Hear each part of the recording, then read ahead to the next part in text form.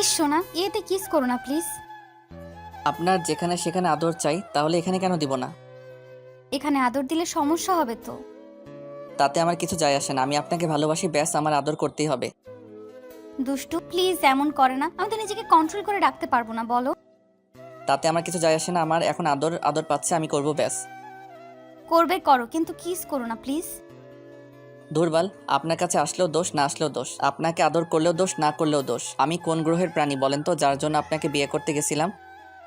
তুমি এমন করে বলতেছো কেন? আমি কি তোমাকে বাধা দিয়েছি বলো? আমি তো তোমাকে ভালোবাসি, তুমি এমন করে রাগ দেখাইতেছো কেন? আমি কি তোমাকে কখনো বারণ করি বলো এরকম আদর করতে? তুমি কাছে আসলে এরকম করে কাছে টেনে নিয়ে এইসব উল্টাপাল্টা কাজ করতে শুরু করে দাও। আসলে কি বলেন তো, আপনাকে বিয়ে করাটাই আমার ভুল ছিল, না হলে আমাকে এসব কথা আজকে শুনতে হতো না। আপনাকে যতই ভালোবাসাটা বোঝানোর চেষ্টা করি, আর আপনি কি না আমার ভালোবাসাটাকে এরকম করে দুষ্টমি আর ফাজলামিতে রূপান্তর করে দেন। আমি কি করেছি এমন বলেন তো, যার জন্য আপনি আমাকে এমন করে ইগনোর করেন সব সময়? আরে বাবা, তোমাকে ইগনোর কোথায় করলাম? তোমাকে তো আমি আদর করতেই বলছি, তাই না? এমন না যে তোমাকে বারণ করতেছি তুমি আদর করো না, কিন্তু তুমি এমন করে করো যার জন্য নিজেকে আটকে রাখতে পারি না। তুমি সেটা বুঝতে পারো না। তোমাকে আর কত বুঝিয়ে দিতে হবে বলো সোনা? শুনেন, আমাকে আর কিছু বোঝাতে হবে না, আমি সবটা বুঝে গেছি। আপনাকে কাছে যখনই তখনই আপনার এরকম অস্বস্তি ফিল হয়, তাই না? এরকম ভালোবাসার অস্বস্তিটা আপনার বেড়ে যায়। আপনাকে আর কথা বুঝিয়ে দিতে হবে বলেন যে এই ভালোবাসাটা আপনি যেটা চাইছেন না, অন্য কেউ সেটা পাওয়ার জন্য ব্যাকুল হয়ে আছে। অন্য কেউ পাওয়ার জন্য ব্যাকুল হয়ে আছে মানে তুমি কি বলতে চাইছো? আমি কি তোমাকে একটাবারও বলেছি? আমি তো তোমাকে বারণ করিনি, কিন্তু তুমি এমন করতেছো যার জন্য আমার আউট অফ কন্ট্রোল হয়ে যায়, নিজেকে আটকে রাখতে পারি না, পুরো পাগল হয়ে যাই আমি। নিজের বউকে আউট অফ কন্ট্রোল করে ফেললে যদি সমস্যা হয়, তাহলে ওরকম ভালোবাসার আমার দরকার নেই। আপনাকে আমি বোঝাতে গিয়ে নিজেই ব্যর্থ হয়ে গেলাম। তার উপর যখনই আপনার কাছে আসি, আপনার এই হয় সেই হয়। এটাই যদি আপনার ভালোবাসা ছিল, তাহলে আমাকে বিয়ে করার কি দরকার ছিল?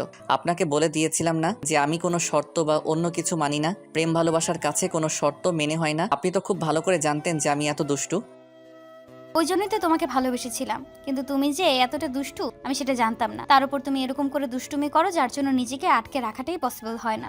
আর তুমি আজকে এরকম করে বারবার দুষ্টুমি করতে চাও। তোমাকে বোঝালেও তুমি বোঝো না, এতটাই দুষ্টুমি কেন করো তুমি? হ্যাঁ, তুমি কি এতটাই ফাজিল বলো? তুমি তো আমার ভালো একটা বর, তাই না জান?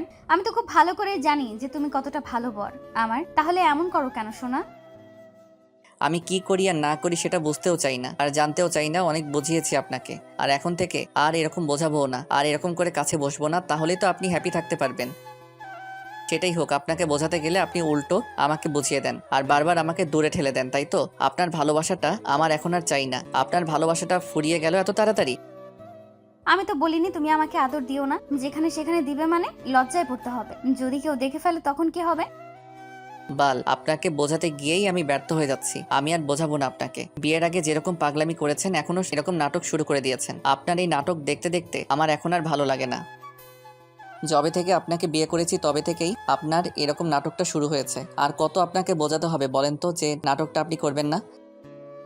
ও, এখন আমার ভালোবাসাটাকে তোমার কাছে নাটক বলে মনে হয়, আর তুমি এখন আমাকে এমন করে বলতেছো? আসলে কি বলো তো, সত্যিকারের ভালোবাসি তো এই জন্যই তোমাকে এরকম করে বারবার আমি বারণ করি, যেন আমি কষ্ট না পাই। তোমার বাবুনিটা কষ্ট পেলে তোমারও খারাপ লাগে, তাই না বলো? তাহলে তুমি সেটা বুঝতে পারো না? তোমাকে আর কতটা বুঝিয়ে দিতে হবে? তুমি খালি আমাকে এমন করে কষ্ট দাও। তোমার বান্ধবীর বড় বোন ছিলাম, আর তোমাকে ভালোবাসি সেটা প্রকাশ করেছিলাম, তো ওই জন্যই তুমি আমাকে এমন করে ইগনোর করতেছো, তাই না? আসলে কি বলো তো, ভালোবাসাটা যে এরকম আমি জানতাম না, তাহলে তোমাকে কখনোই ভালোবাসতাম না।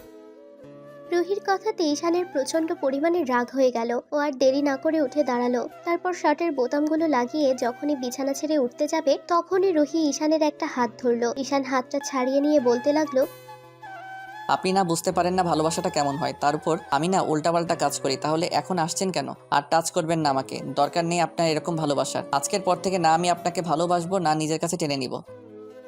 পাগলামি করেছিলেন বলেই বিয়েটা করেছিলাম। জানতাম না যে সিনিয়র মেয়েদেরকে বিয়ে করলে এরকম শাস্তি ভোগ করতে হয়। আর যখনই কাছে আসি এরকম নাক সিটকে দূরে সরে যান। ভালোবাসাটা এখন বুঝি পুরনো হয়ে গেছে, তাই না? এখন আমার স্পর্শগুলো পুরনো হয়ে গেছে, ভালো লাগে না, তাই তো? বুঝতে পেরেছি, তো অন্য কাউকে চাই এখন। ঈশান, কি সব উল্টাপাল্টা কথা বলতেছো? তুমি খুব ভালো করে জানো আমি তোমাকে কতটা ভালোবাসি, তাহলে তুমি এইসব আজে বাজে কথা কেন বলতেছো? তুমি প্লিজ এরকম কিছু বলো না। আর তুমি তো জানো আমি তোমাকে কত বেশি ভালোবাসি, তাই না?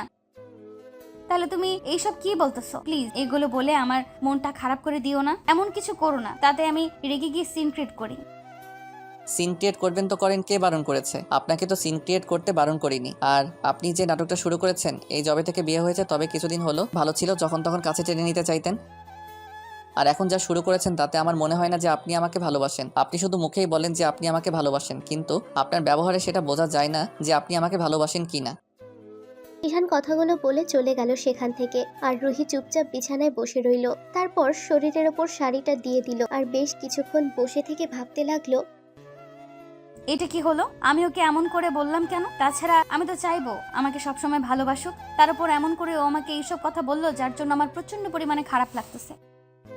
তাহলে আমি ওকে যখন ইগনোর করলাম, যখন ওকে আদর দিতে বারণ করলাম, তখন ও কতটা খারাপ লেগেছিল। ইস, কি একটা ভুল করে ফেললাম। ও যদি এখন কষ্ট পেয়ে আমার সাথে কথা না বলে তখন কি হবে? আর আমি তো ওকে ছাড়া থাকতে পারি না, এক মুহূর্ত ওকে ছাড়া আমি দূরে সরে থাকতে পারি না। ওর যা রাগ, তাতে তো মনে হয় না কখনো আমার উপর থেকে রাগ অভিমানটা কমাবে। বেশ কিছুক্ষণ চুপ করে রইল। তখন ঈশান বাসা থেকে বেরিয়ে গেল। তারপর গিয়ে বন্ধুদের সাথে আড্ডা দিতে লাগলো। এত রাতে বন্ধুরা ওকে আড্ডায় দেখে বেশ কিছুক্ষণ জিজ্ঞেস করতে ঈশান সবটা বলল। সব শোনার পর বন্ধুরা কিছুক্ষণ চুপ করে মুখের দিকে তাকিয়ে রইল। তারপর একটা সময় রাত যখন গভীর হয়ে আসলো, তখন ঈশান ওর বাসায় গেল না, ওর একটা বন্ধু বাসায় নিয়ে গেল। অন্যদিকে রুহি ঈশানের চিন্তায় পাগল হয়ে গেল, যার জন্য বারবার ওকে কল করতেছিল। তারপর একটা সময় যখন বাসায় ফিরতেছিল না, তখন রুহি কান্না করতে লাগলো। ওর নিজের ওরকম দ্বারা বিহেভিয়ারের জন্য আপনারা কি ভাবছেন এখানে কি হচ্ছে, তাই তো? আসলে রুহি ঈশানের বান্ধবীর বড় বোন ছিল, আর রুহির সাথে একই কলেজে পড়তো, যার জন্য ঈশানের সাথে দেখাশোনা ছিল।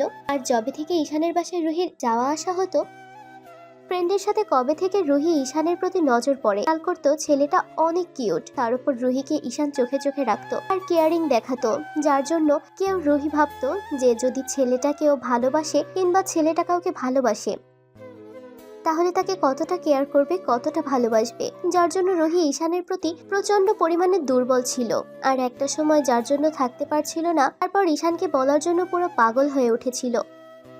কিন্তু সেটা ঈশানের আপু বুঝতে পারছিল, আর সেটা বুঝতে পেরে তখন ঈশানকে বলে রুহির থেকে দূরে সরে থাকতে।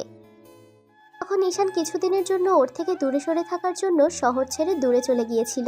ঈশান জানতো যে সম্পর্ক হয় না, সে সম্পর্ক নিয়ে না ভাবাই ভালো। কিন্তু রুহি যখন ঈশানের সাথে যোগাযোগ করতে পারতেছিল না, তখন ওর বোনের কাছে জিজ্ঞেস করলে জানতে পারে ওর কথাতে ঈশান চলে গেছে।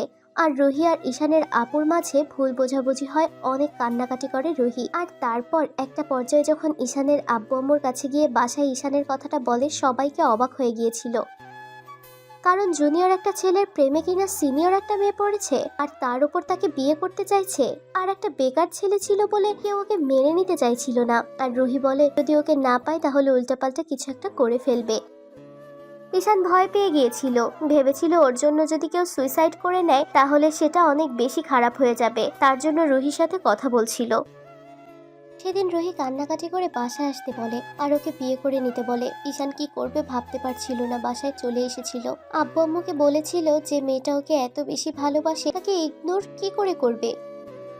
তখন আব্বু আম্মুকে বলে যে বিয়েটা করে নিতে, ঈশানও বিয়েটা করে নেয়। তার 1 মাস পরে রুহির আব্বু আম্মু ওদের মেনে নেয়। আর তারপর আরো 3টা মাস পার হয়ে যায়। ঈশান যবে থেকে বাসায় চলে আসছে তবে থেকে রুহি কেমন করে যেন ওকে ইগনোর করতে শুরু করেছে।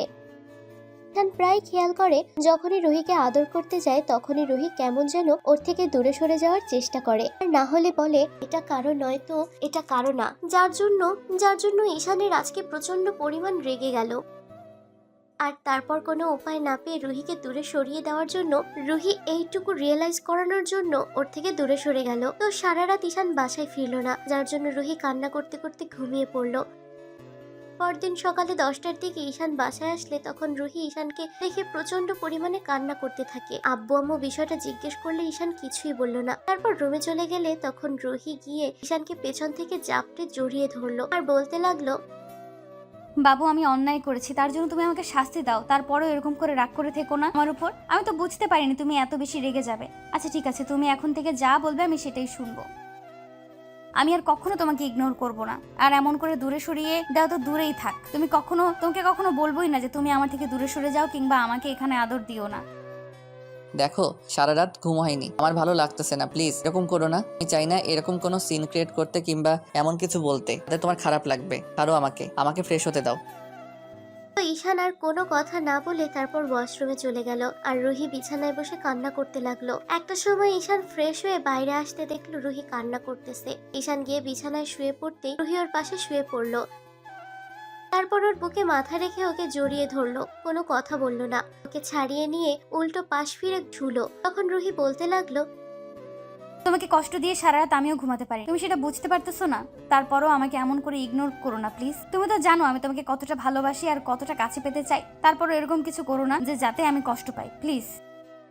কষ্টটা শুধু তোমার একারই আছে, আমার নেই? আমি তো মানুষ না, আমার কোনো অনুভূতি নেই? যখনই তোমার কাছে আসি তখনই তো নিজের চাহিদার জন্য আসি, তাই না? আমি তো চাহিদা মেটানোর জন্য তোমাকে বিয়েটা করেছি। আর অনুভূতি বা থাকবে কি করে? ভালোবাসাটা তো কোনো অনুভূতি দিয়ে হয় না। তুমি একাই শুধু আমাকে ভালোবাসো, একাই শুধু কষ্ট পাও, তাই তো?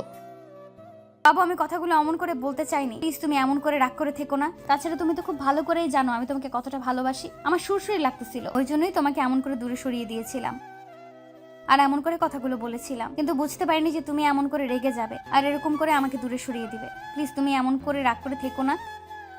রাগ অভিমান যদি থাকতো তাহলে তোমার মতো একটা জেদি মেয়েকে বিয়ে করার মতো কোনো ইচ্ছাই আমার থাকতো না। তাই প্লিজ আমাকে ডিস্টার্ব করো না। আমি চাই না তোমার সাথে কোনো সিন ক্রিয়েট করতে, এমন কোনো কথা বলতে তাতে তুমি অন্তত কষ্ট পাও। ঈশানের এরকম ধারা কথা শুনে রুহি ওকে জড়িয়ে ধরলো আর আবারও ফুপিয়ে কান্না করে উঠলো। আধা ঘন্টা যাবৎ যখন রুহি কান্না করতেছিল তখন ঈশান আর কোনো উপায় না পেয়ে ওকে বুকের সাথে জড়িয়ে ধরলো। ঈশানের চোখে পানি চলে আসছে, কারণ পাগলিটাও সহ্য করতে পারে না। তাই রুহি বলতে লাগলো, কি হলো, তুমি কান্না করতেছো কেন? তুমি কান্না করতেছো ওই জন্য? আমি তো তোমাকে কষ্ট দিয়ে ফেলেছি, ওই জন্যই কান্না। আমার জন্যই যে তুমি কষ্ট পেয়েছো ওই জন্য খারাপ লাগতেছে। প্লিজ কান্না করো না জান। রুহি এবার কান্নার মাঝেও একটা হাসি দিল। তারপর আবার হুটহাট করে ঈশান ওকে জড়িয়ে ধরে ওর মাথায় হাত বুলাতে লাগলো। ভালো থাক ভালোবাসা। আমাদের দেয়া গল্পটি যদি আপনাদের ভালো লেগে থাকে তাহলে একটি লাইক করুন। আরও নতুন নতুন গল্প পেতে চ্যানেলটি সাবস্ক্রাইব করে বন্ধু হয়ে আমাদের পাশে থাকুন। ধন্যবাদ সবাইকে।